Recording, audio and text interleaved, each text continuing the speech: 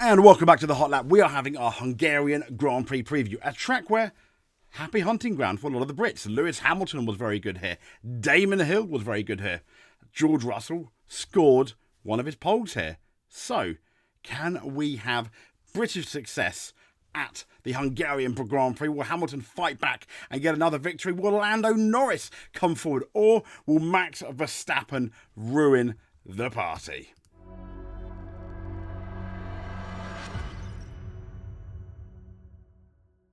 So, welcome. As you can see here, we have the Hungarian Grand Prix time. So, practice 1 is going to be this Friday at on the 19th of July, 1:30 to 2:30. These are all track time, local times. So, for the UK, minus back an hour.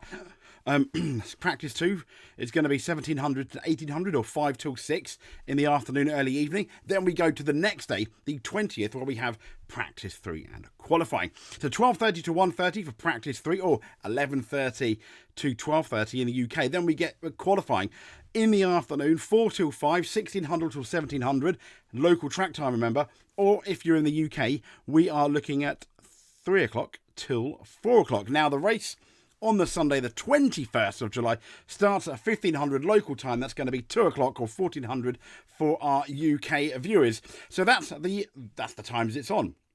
Obviously, Sky, if you're watching on Sky, they've got their presentation beforehand, about an hour and a half beforehand for the race. Of F1 TV in other countries, it's repeats on Channel 4 a bit later. Sadly, not every Grand Prix can be live. But here we go as well. This is what I'd like to show you. The Drivers' Championship with, once again, not as dominant as he was last year, but Max Verstappen on 255 points. Norris on 171. Leclerc on 150. Sainz in 4th and 146. To be fair, from second downwards, it's fairly close. Piastri on a 124. Perez on 118. And so far, no Mercedes driver. The nearest thing we've got to a Mercedes driver is both Piastri and Norris. But then we scroll down for 7th and 8th. 1 point apart, we have George Russell and Lewis Hamilton both coming off, double Mercedes wins. Russell in Austria, slightly, I don't want to say lucky, but he was there when it counted. And the fantastic and emotional, if you were a Hamilton fan, especially at the circuit, 110. We've got, not Lando Norris, we've got Fernando Alonso on 45. That's a big gap, isn't it, between Hamilton and then Aston Martin. That wasn't the case last year.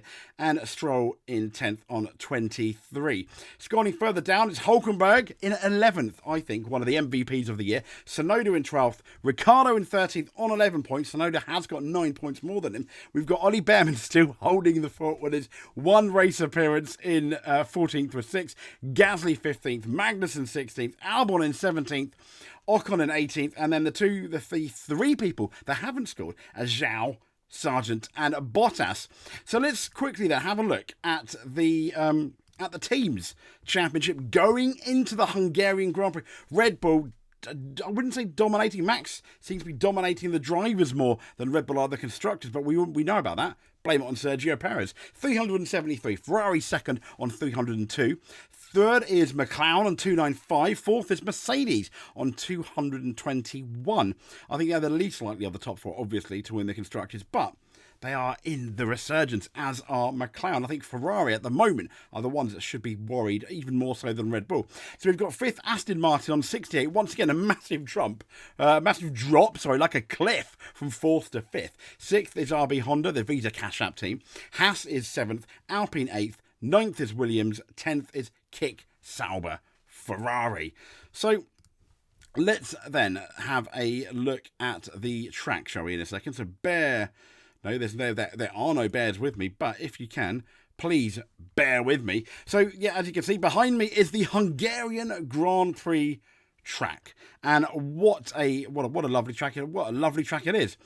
A few details about the track before we get into anything. It is it's a length of 4.381 kilometers, 70 laps, It says here 14 turns. It first opened in 1985, but it first visited in 1986. It was the first Grand Prix behind that Iron Curtain. Races held so far 38, and we have a track record of a 113.447 with Lewis Hamilton. That was in 2020, and then another lap record of a 116.6. Again, Lewis Hamilton in 2020. He does like this circuit quite a lot. So let's have a look at the track then, shall we? Let's quickly let's get the onboard. So here we are into the last corner in our Mercedes. Okay, now this last corner here, this is the only DRS zone that we have. So coming into the last corner, I remember in 2014, Vettel in the mixed conditions, went a bit wide, spun, did a 360, just missed it. And there we go. Was it 2019 that Hamilton beat Verstappen after an extra stop and went absolute gangbusters? And it was the start here that Lewis Hamilton, if you remember, in 2021 was the only car to take the grid, which was a bit bizarre. But we'll get into those facts in a bit. So the first corner here into the DRS. This is going to be our main overtaking. It's going to be our main overtaking in sector 1, corner 1 on the lap is our main overtaken. It's really sharp. They changed it. I'm not exactly sure which year. It would have been the early 2000s, like they did very much with the Nürburgring. They changed it to make it much more sharper. It used to be very similar to the last corner, but slightly downhill. Now this is generally the second DRS zone if they do have it. It's not funny enough. It's not showing on the map, but I think they've got this. They use this now as the second DRS zone, which you can see, and you do see cars side by side here. A few years ago, when Max Verstappen and Daniel Ricciardo were teammates, they ended up coming together and upsetting Daniel Ricciardo. But you quite often get cars side by side there in turns 2 and 3. And here we come up now to this flat out, and arguably one of the fastest corners on the track. Coming up to turn 4. I wonder, it's pretty much almost flat out as you flick, but you've got to be really careful there that you don't go over the lines. Many a lap has been ruined here. And then into the right-hander here, where interestingly, in 1999, there was a certain David Coulthard hunting down the Ferrari of Eddie Irvine, who wanted to win that championship, didn't he? He was doing rather well, and then he cracked, made a mistake, and went off. Now, the first of the kind of like the slowest chicane on the track, which is just basically, like a flick. And then we carry, and after that, we then carry on from the mini chicane, I think, to turns 8, 9, 10, 11, which are basically S's. The first two are a bit slow compared to the next two, which you can, I imagine, in qualifying, it maybe just a lift, but it might almost be absolutely flat out. And on that tiny little straight now towards turn, I think it's going to be turn 11. If was it Murray said? If I'm very much mistaken, not quite like a mini chicane. It always reminded me of not quite a mini chicane, but yeah. So, and into the penultimate corner we go. Corner number 13. Unlucky for some. Into the pits we are not going. Round to turn 14, and here you can get quite close to people if you're careful. It's a tight turn. It's not too fast. Aerodynamics are going to be in play, but it is possible. It is possible there to pass down into turn 1 if you can do it close. And the DRS here, because it's quite a high downforce circuit, we're talking people used to say very much a Monaco without the barriers. So it is a high downforce circuit. So the DRS is worth a little more there, especially coming off if you get anywhere near the car, behind the car in the last turn. It ends up doing you not too bad at all. So what do we think of this track? Well, I really like it. It used to be a track, but until DRS and until that sharp corner where it was really, really hard to overtake. No one told that to Damon Hill in 1997 when he nearly won the race in an absolutely backmarker rubbish car known as the Arrows with a Yamaha engine. But a couple of more track facts. I mean, I've told you the base facts about the track, but as you know, Hamilton has the most wins here. He's got more wins than any driver. And another one would equal his 9 that he has at Silverstone. The previous winners on the Hungarian Grand Prix, obviously Lewis Hamilton having the most wins with 8. Max Verstappen, though, has won here twice currently on the grid. Fernando Alonso got his first win here in 2003, where he lapped Michael Schumacher, of all people. And Also, Ricciardo and Esteban Ocon have both won here once. So, Nelson, Piquet, Senna, Jacques Villeneuve, Mika Hakkinen, Hamilton, Max Verstappen are the 6 drivers that have taken back-to-back Hungarian Grand Prix victories. In 2020, Hamilton became the first driver to win the Hungarian Grand Prix in 3 consecutive seasons. But the longest streak of winners came between 2002 and 2008, where there were no repeat winners for 7 seasons. What's it going to be? What's it going to do here? In terms of Grand Slams, 2 have been recorded in Hungary. Damon Hill took pole position and led every lap on his way to victory in 1995. Yep, 95, the year many thought Hill definitely bungled that World Championship. Michael Schumacher achieved the same feat in his very dominant 2004 season. Now, McLaren have more Hungarian Grand Prix wins than any other team. They've won 11 times. McLaren, team with the most victories, having won Hungary 11 times, but it's Mercedes as the engine manufacturer with the most wins here, powering 13 times a winner here. But the longest streak of victories for a team at the Hungarian is 3, which happened 3 times. Williams won all 3 events in 95 and 97, and McLaren won 3 races in 2007, Hamilton, 2008. I don't think it was Hamilton. I think that might have been Kovalainen. I'm not sure. I'll have to look back at that. But 2009, which was Hamilton, again in that absolutely abysmal McLaren, which was not good at all, but they were kind of getting it right towards the end of the year. Mercedes won all 3 races also between 2018 and 2020. But Damon Hill holds the record for the largest winning margin in Hungary. So the Hungarian Grand Prix has been won by less than 5 seconds on 13 occasions and has been won by less than 10 seconds 19 times. But Damon Hill, I think in 1993, incidentally, Damon Hill's first victory, 71.915 seconds. Imagine that. Absolutely immense. So let's get on to the drivers, shall we? And I imagine, I guess, as always, we are going to do it in reverse championship order. Why not? And who is at the bottom? I really feel for these people, because at the bottom it is none other than Valtteri Bottas. Once again, I think points are possible, but maybe more likely than Silverstone, because I think the track, because they have a lot of Ferrari stuff on their car, like the Haas team, I think the track might favour Ferrari. If you remember Monaco, Ferrari went really well, so I'm hoping maybe that's going to give Valtteri Bottas and his Sauber or Stake F1 team some sentiment of hope.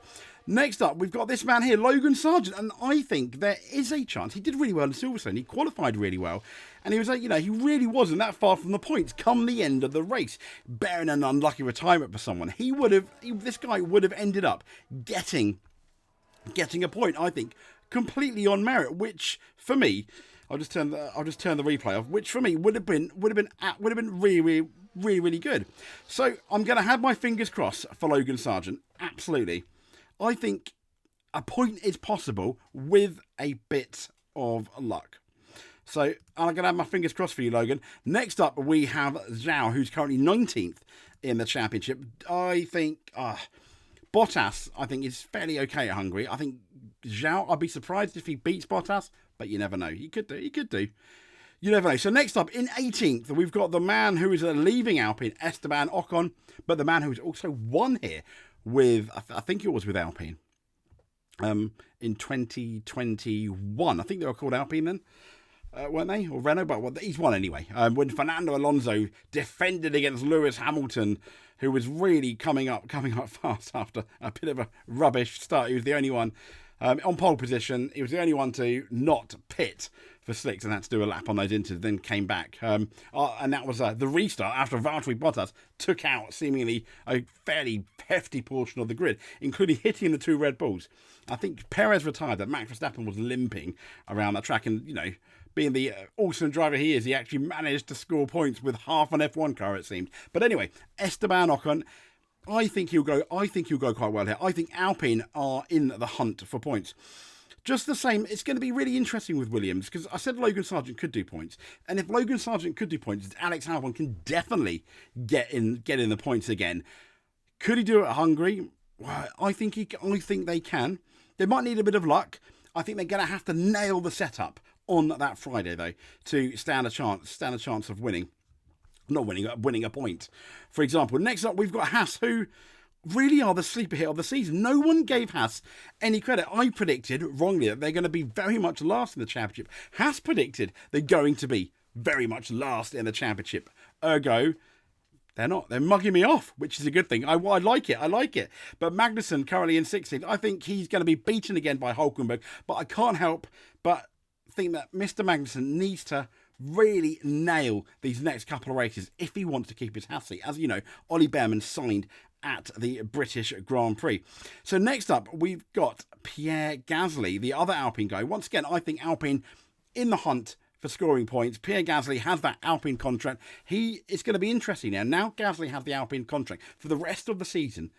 The chemistry between Ocon and Gasly, who's going to do better? Is it Gasly knowing his future is secure? Or is it going to be Esteban Ocon knowing he has to fight for his future at the moment because he does not have a contract? Rumours are he could be going to Haas, but he's still going to have good results.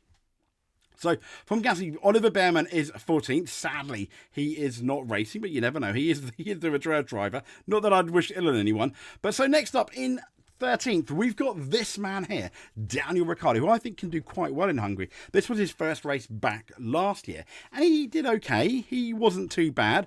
He knows this track. He's won at this track. I think he'll do better than Tsunoda here. Scary prediction, I don't know, but I think he'll do better than Tsunoda. I may well be having egg on my face. Come the race, I think he'll be ahead of Tsunoda, unless anything funny happens to him. And talking of Yuki Tsunoda, he's next up, currently 12th in the championship. I think Visa Cash Up IB. The issue that both these drivers have, though, even though I said Ricciardo's going to do better than Tsunoda, is I still feel that they do not understand their upgrade, or slow grade, or downgrade, or whatever you want to call it. It's not particularly good at the moment, is it? So fingers crossed for both Yuki Tsunoda and Daniel Ricciardo. I think we'll be able to tell by practice too whether they've actually got something special, whether they've nailed it or not. So here we go. MVP, surely, of the season so far. Nico Hulkenberg. Points. I think we expect points now, don't we? After his fantastic run of finishes recently. Points for Hulkenberg in a Ferrari, which I think could do quite well. In 10th place in the championship, then, we have... I was going to say everyone's favourite Canadian, but maybe not. But Lance Stroll, who you know, has been doing okay. He's, I don't want to say at best solid, not great, but bearing in mind he's been in Formula 1 long enough, hasn't he? I can't help it. I just can't help it. I can't help myself. I'm a horrible person. But yeah, Lance Stroll. I think, yeah, so many people.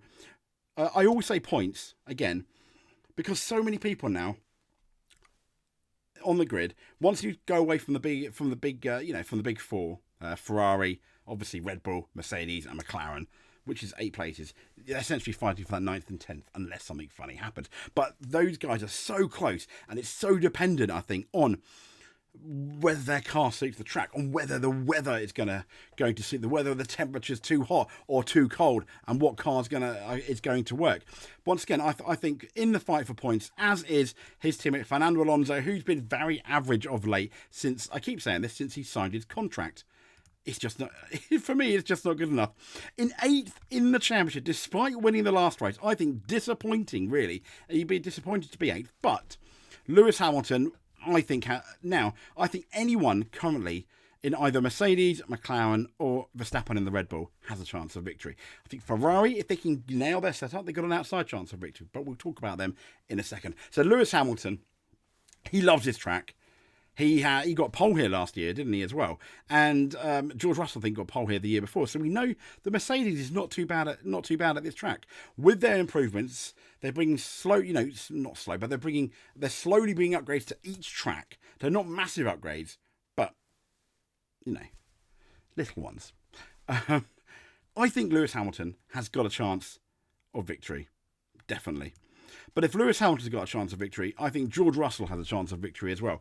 I wouldn't be surprised again if George Russell outqualifies Lewis Hamilton, but I think at the British Grand Prix, we saw that Lewis Hamilton was really, really confident, was more confident in the car than George Russell, even when it was raining. But it was the McLaren team that was very, very good in those mixed conditions. And Lando Norris and Oscar Piastri seemed to have oodles of confidence. Sadly for Hungary, it looks to be quite a hot race. So tyres are going to be a thing.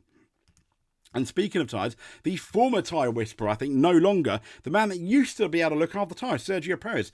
Boy, I mean, if you could name one driver with the most pressure coming into this weekend, it is going to be Sergio Perez, isn't it? With an absolute exclamation mark. Sergio Perez, you need to do something this weekend.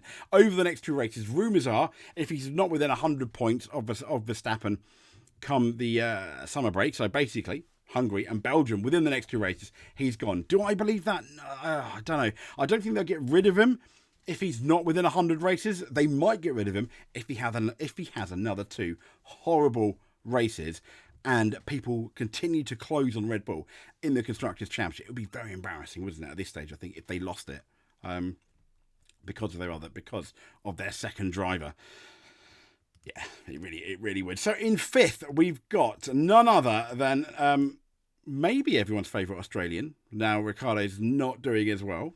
I don't know, maybe not. But Oscar Piastri, who surely could here win his first race. Damon Hill won his first race here. Fernando Alonso won his first race here. He's in good company. He could win his first race here. But he's going to have to get through his teammate. And we'll get into his teammate in a bit. Because next up is a Ferrari driver that's still, believe it or not, currently unemployed. And I'm beginning to wonder, is it Sainz's fault he's unemployed? Is he being too choosy, or is he waiting? Then now, once again, rumours that he could go to Mercedes, rumours that he could go to Red Bull. I mean, this is absolute epic silly season at this point, and nobody knows. I think though, if his teammate can get a good lap, and I think Leclerc will beat him. It's quite a technical track. It's not one of the easier tracks. They say Monaco without the barriers. Yeah, it's not quite, but it is quite a high downforce circuit.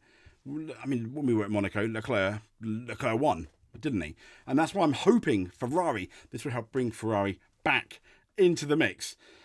So second in the championship, Lando Norris. This is the man I think that Oscar Piastri is going to have to go through if he's going to win his Grand Prix.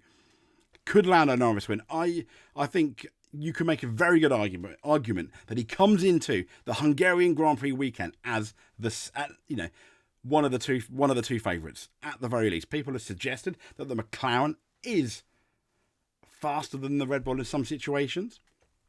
We saw in Spain as it was getting hot that funny enough McLaren could potentially be easier on its tyres than the Red Bull. We didn't really see it in Spain, but not in Spain. We didn't really see it in Austria.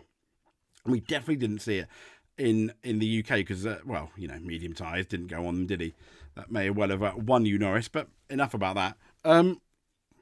So it's gonna be interesting. I think it could be so close. It could come down to who's got the better strategy if their setups are looking fairly close. Like within a tenth of each other. But I still think the favourite is just going to be this man here, Max Verstappen. Only because I think the Red Bull, when they get it right, is maybe in the hands of Verstappen the fastest car. And the couple of buts are, now we're seeing Max Verstappen under pressure. Yes, he has made mistakes. If you remember in qualifying, he didn't have the car underneath him. He looked very average at Silverstone in the until that last stop where Red Bull pulled a blinder by putting an awesome call with the hard sets of tyres, and he looked absolutely fantastic. He came alive during the end of the race. Other than that, he looked very average, including himself was saying, I don't think I can win, and he admitted that he kind of accepted the fact that he was going to finish 5th or 6th. But yeah, surely probably one of the favourites going into the Grand Prix, I think. So let's have a look then. Let's have a quick gander before we go at the weather. So if we move to Friday, we've got it's meant to be fairly sunny on Friday. I mean, look, sunny, yeah, all the way through. Saturday, qualifying day, again, hot. I mean, 20 degrees, 30 degrees centigrade, 29 degrees centigrade. It's, yeah, I mean, around the time 20, it's going to be hot, isn't it? Sunday, I think, could be even hotter, 24 degrees centigrade. In the morning, it goes up to 31. So that could be the tyre killer on the Sunday. which I think could be quite interesting. But anyway, if you made it to the end, please give us a subscribe. That will be amazing. That is our Hungarian Grand Prix preview, all the stories of all the drivers going into the race. And, well, we'll speak to you soon. Thank you very much.